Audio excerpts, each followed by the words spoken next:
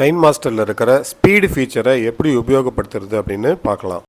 மீடியாவில் போய் ஒரு வீடியோவை நான் இம்போர்ட் பண்ணிக்கிறேன். அந்த வீடியோவை ப்ளே பண்ணி பார்க்குறேன். நார்மலாக ப்ளே ஆகுது.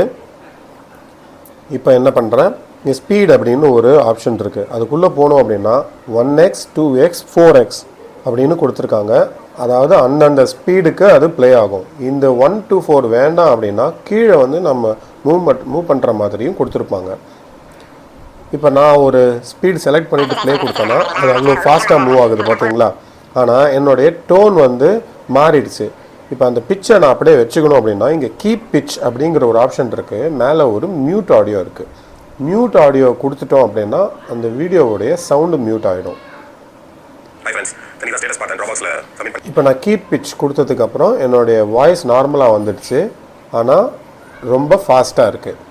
ஸோ இந்த மாதிரி உங்களுக்கு என்ன ஸ்பீடு வேணுமோ அந்த ஸ்பீடை நீங்கள் அட்ஜஸ்ட் பண்ணி எந்த ஸ்பீடில் வச்சா உங்களுடைய குரல் கேட்குற மாதிரி இருக்கோ அந்த ஸ்பீடை நீங்கள் செலக்ட் பண்ணி ப்ளே பண்ணிக்கலாம். ஸோ இது எங்கே உபயோகமாக இருக்கும் அப்படின்னா, நீங்கள் வீடியோ ரெக்கார்ட் பண்ணும்போது மெதுவாக பேசுகிறீங்க, அதே ஸ்பீடில் நீங்கள் அப்லோட் பண்ணும்போது பார்க்குறவங்களுக்கு கொஞ்சம் ஸ்லோவாக இருக்கும்.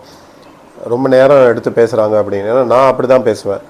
ஸோ அந்த மாதிரி சமயத்தில் நீங்கள் வந்து இந்த KineMaster யூஸ் பண்ணி இந்த ஸ்பீடு ஆப்ஷனில் உங்களுடைய வீடியோ ஸ்பீடை கொஞ்சம் ஏற்றிட்டீங்க அப்படின்னா நீங்கள் இயல்பாக பேசுகிறதோட கொஞ்சம் அதிகமாக இருக்கும். பார்க்குறவங்களுக்கு ஒரு பெரிய வித்தியாசம் தெரியாது. ரொம்ப ஸ்பீடு வச்சிடாதீங்க, அப்புறம் புரிஞ்சுக்கிறதுக்கு கஷ்டமாயிடும். இந்த ஸ்பீடு வந்து நம்ம ஒரு கிளிப்புக்கு மாற்றலாம்.